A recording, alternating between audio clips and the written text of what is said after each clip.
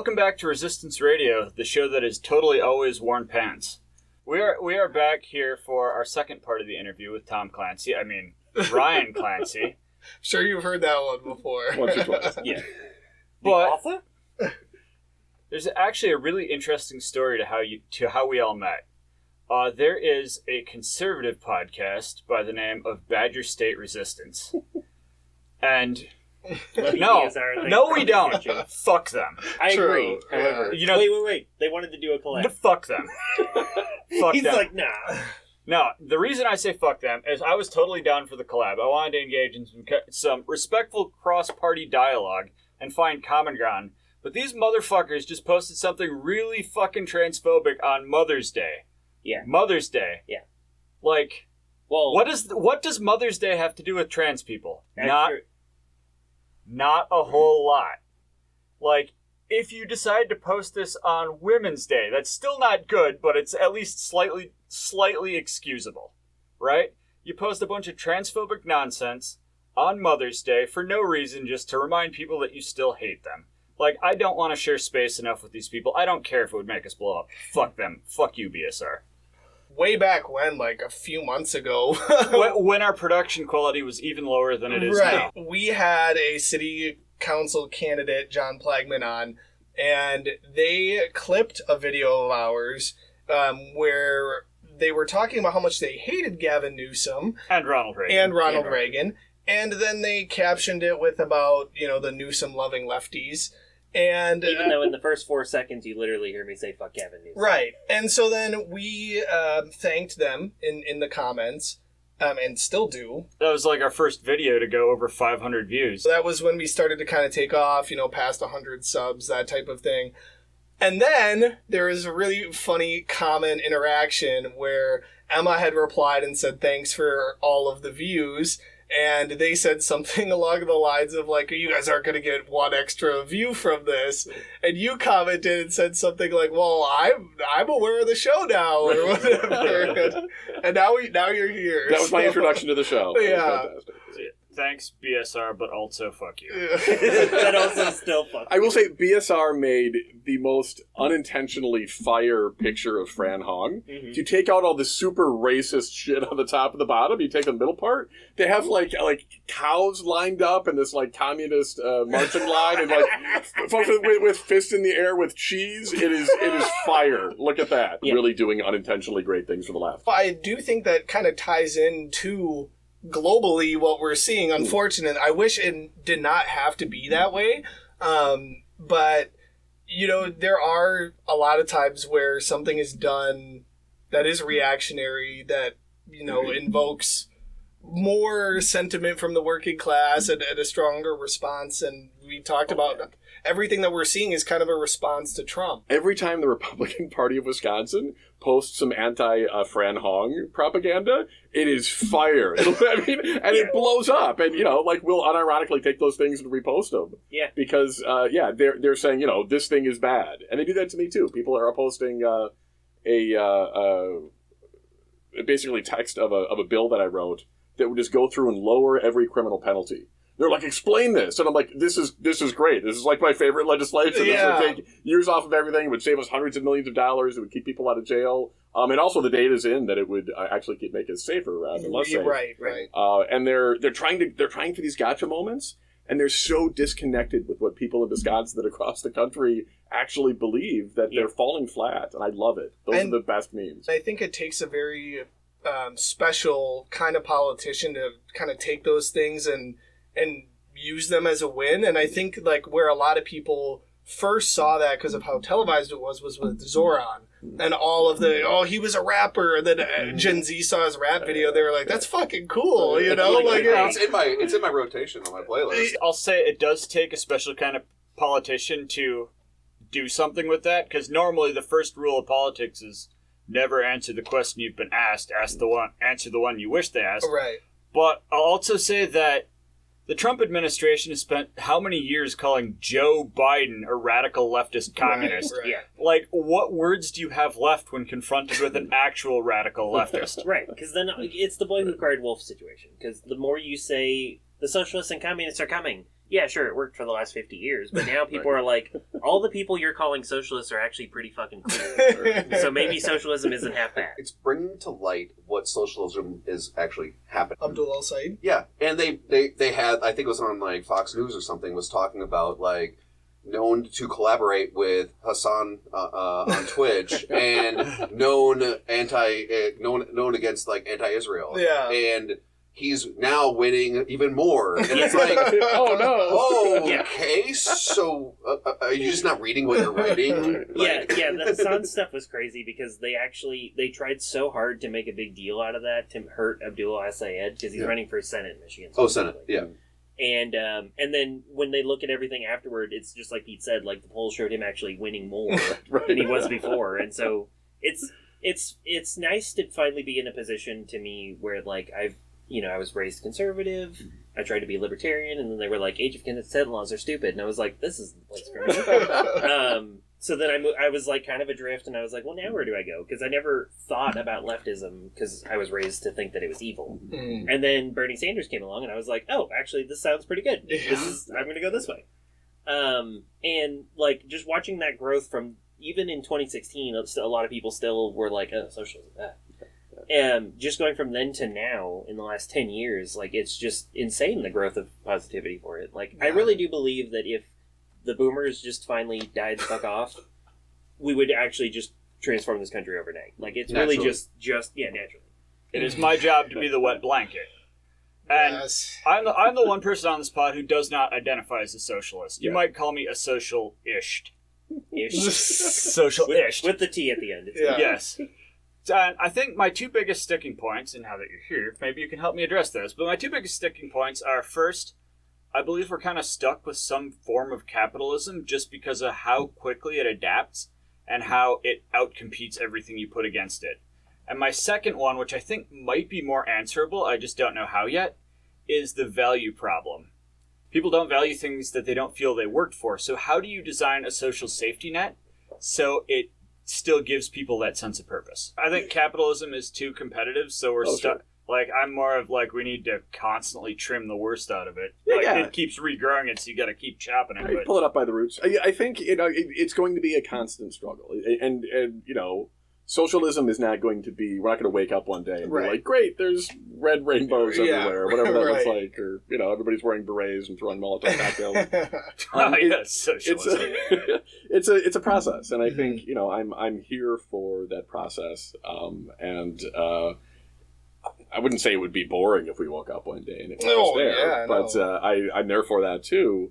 But it's a slog, and if you look at what socialism looked like in Wisconsin, it didn't spring up overnight either. It was a slog too. I mean, they started with a tiny section of the electorate and a couple of electeds, and it grew over time, and it was built. So I'm not super concerned about like the date that capitalism ends and that socialism begins. I think it is a process, and I think we can move towards socialism with Wisconsin characteristics, or whatever it looks like here. Hell yeah. I would argue at this point in time, like, we're not the dominant economic or geopolitical power. Like, China is overtaking us in so many different aspects. And yes, but when did China start overtaking us? When they moved closer to capitalism. But even still then, like, you don't have billionaires as a political class in China. You do have the CCP that does own the golden share, of every company. So, and even just like with regular stuff like EVs and Huawei phones, I'm more curious too. We can kind of get into the whole organizing aspect, how that goes. Because were you at all worried when you got into office, like, being seen at a protest and being like, oh, what are they going to think of, I have a cafe on or something like that? I had been protesting for a long time. Okay. And I don't, I don't call myself a politician. I'm generally, I like to be an activist or an organizer who happens to have been elected. I like that too. It's a very politician answer, so, yeah. for what that's worth. But no, I mean, I was, when I was first elected, it was in 2020. It was in, April of 2020. I took... right in the midst of COVID. Yeah, so all of my things were virtual. About a month after I was elected, George Floyd was brutally killed by the police. Yeah. And I took to the streets. I was an ACLU legal observer, so I was watching interactions between the police and civilians. And there was, a protest that had just ended. It was not like there was a big protest. But the mayor had declared a curfew. Illegally, by the way. Mayors cannot declare curfews, at least in Milwaukee. There's a process for that. You go to the Common Council has to vote on it. But our mayor was like, curfew! And at 9 p.m., everything shut down. So Lyft, Uber, all the buses. There was no way for me to get home. So I was just texting the other observers in the chat, being like, hey, I guess I'm going to walk from Shorewood to downtown. And about that time, about 100 100 police showed up. You had the sheriff, you had the police department. How many protesters were there, or how many like 5 protesters that had just drifted off because it had already broken up. There was one medic who was leaving. And it was mostly people just standing around, and then more people came outside because there was 100 fucking cops there. Yeah. And Milwaukee had a curfew. Shorewood did not. It was right on the border. So I was on the Shorewood side because I was like, I'm observing. I'm an elected official, so I can be here, but it's still a little bit whatever. And I watched as the police formed a line with riot shields, and they pushed everybody from Shorewood into Milwaukee and then started beating people. Oh my God. I got footage of a young black man that they grabbed and smashed his face into a cruiser. This is the sheriff's department. Yeah. I then watched as the medic who was there. They piled on top of her, really messed up her knee. She's, I think, still dealing with that. Wow. Then they realized that I had footage of these things, and they tackled me. Kept me in the back of a squad car for a couple hours. And they had turned off all of their body cams. Of course. There was no, I mean, my footage was the only footage of this, except for one dash cam that they had forgotten about. And they got one cop saying to the other, are we going to do anything with the protesters that we arrested? And he's like, no, let him rot. Wow. And then he's like, well, what about the elected official? Like, we can't hold him. Like, he's, for the same reason that cops are exempt from the curfew for public officials doing their duty. And they're like, no, he can stay too. And then he looks over and he can see the dash cam. And he does this. And then, a couple seconds later, the thing turns off. And my attorneys found that footage, like, months after we had sued. Yeah. 3.5 years later, because it became a federal court case, because the city didn't like us suing them. Yeah. We ended up suing, and the only thing we asked for, and what we settled on, was them clarifying that the mayor can't create curfews out of thin air. But it was wild. We had, at the trial, we had the police lie. First they were like, I was like, oh, when you tackled me. And the police were like, oh, we didn't tackle you. And I'm like, well, in the deposition, you referred to tackling me many times. Yeah. You can see the footage where I yell, what the fuck? As I'm going down, you see this tubby guy, coming at me, like, clearly tackling me. Yeah. He's like, no, we got behind you and we gently guided you to the ground. Oh, my God. Tactically descended. Yeah. That ironically. No, as soon as I heard stop resisting, I'm like, I'm not fucking resisting. Yeah. The next cop gets up on the stand, and basically they were like, why were you so violent? Yeah. Why did you take him down in the first place? And he's like, oh, he had a gun. Oh my God. And you could hear the jury laugh. And my attorney was like, okay, so for the last 3.5 years, in no deposition, in no testimony, for the first day of the trial, nobody's referred to this, but now you're saying that you thought that my client had a gun, and he's like, yes, and the jury laughs again. Oh my God. And they settled shortly after that. It was good. When the jury is laughing at you, that's probably a good signal that is there footage of the cops talking? There's a transcript, so it doesn't get everything, but you can pay $1 bazillion and get a transcript of the federal trial. Which, when I'm independently, but there's no all more reason to buy us a coffee so we could get. There you go. You just got a Patreon or something. I think it's funny that cops can be so, if I can put it this way, tactically sinister one moment, but then comically so incompetent. They're so bad at being bad. It actually makes a lot of sense because cops have qualified immunity, which means that their ignorance of what the law is cannot be used to charge them. So they don't have to get. They have a natural built protection for playing stupid. It probably, in a way, was an answer in that, you're standing on the right side of history when you do that stuff. So it's like, what do you have to feel ashamed of is, I would imagine, what you feel. Exactly. I've been to many protests. It wasn't the first time they'd been arrested, but it was unusual because generally when you're at a protest, they will, let you know. Right, that, what's going to happen and all that. And this time they just went after me. Because I was packing heat, apparently. Holding my gun up like this. we mentioned it previously, but we had a bill that was passed that we talked about on the podcast, the IHRA bill, where it categorizes anti-Zionism as anti-Semitism. I mean, I assume we can all guess what your opinion on that was, but why? I'm so appalled that was even, like, passed. They're not aware of what the people think. Right. Sort of. They are very aware of what the people think, and the people overwhelmingly oppose that. Yeah. We had hundreds and hundreds of people reaching out to Tony Evers' office. We had hundreds of people reaching out to all of the sponsors of that bill, including a handful of Democrats, and the spineless folks who at the last minute voted for it, and then gave Tony Evers cover to sign it. And it was incredibly shameful. That legislation is absolutely wrong. I mean, and what it does is, it doesn't just talk about, like, you know, anti-Zionism. It says that criticism of the state of Israel becomes a penalty enhancer. And in committee, and I was very proud of our community for showing up and testifying against it over and over and over again. I know some comrades that went down there for that. And for every person that was in favor of it, you saw 5, 6, 7 people showing up, you know, taking time off work and school, driving in from across the state saying, no, this is wrong. And it was just an incredibly frustrating process because those things all fell on deaf ears. The penalty enhancer is really nefarious. So in committee, the proponents of it were like, oh, this doesn't create a new law. No, it takes any crime that's happening at a protest and it turns it into a really bad felony. If you are jaywalking, if you are, you know, engaged in property damage, if you're resisting arrest, like any of these things can then become a massive thing. A similar law was applied down in Texas with a guy who wrote "fuck Israel" on the side of a church, not even a synagogue. He was upset with these, you know, far right folks in the church, conceivably. The penalty for graffiti in Texas was whatever; it was a fine. Yeah, and they upped it to a 10-year charge. Oh my! He was acquitted of that. I think he ended up, you know, settling out of it. But the guy could have spent a decade in jail for graffiti because of this very specific penalty enhancer. Wow. And that's what we now have on the books in Wisconsin, and it's shameful. All of this happened.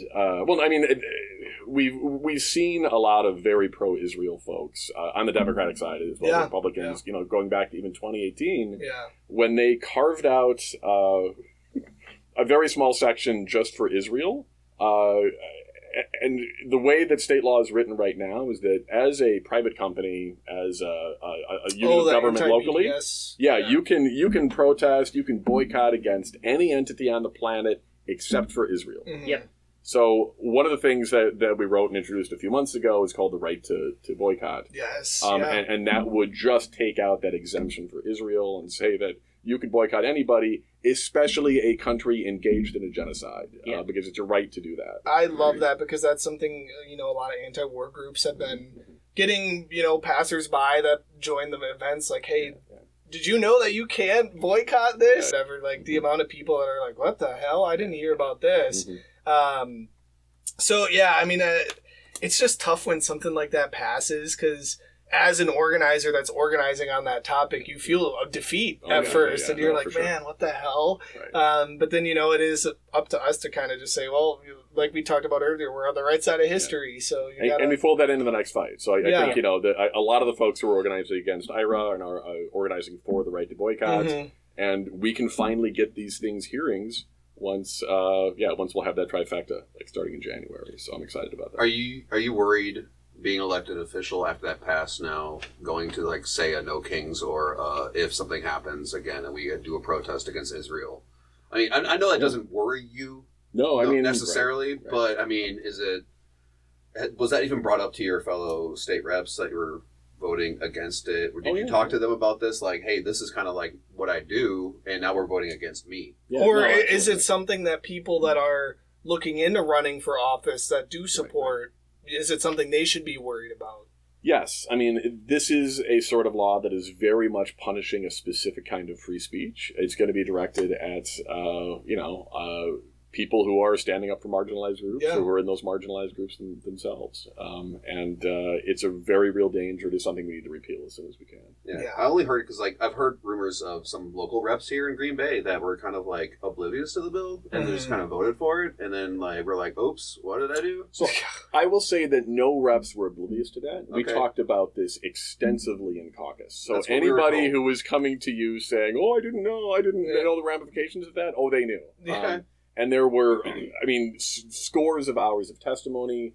Everybody who looked like they might be voting yes on it, they were lobbied hard. Not lobbied. I mean, contacted by folks in the community and organizations over Yeah. and over and over again. Anybody who is saying that they didn't know is blowing smoke up your ass. Okay. You had mentioned some spineless people that came in to vote for it at the last minute. Do you have any names on that? So there's actually a really great series of graphics that folks put out. It looks very similar to the APAC. Like the APAC green track, is like yeah. those of us who were in the right and voted against it, and the red is that. So yeah, you can find the whole list of them. But that was incredibly We'll put it up on frustrating. It would be great if those folks heard from you, and then Yeah. also heard from you at the ballot box. Yeah, It's absolutely. they knew what was going on, and they We did could that even very list them in specifically. their phone numbers as well.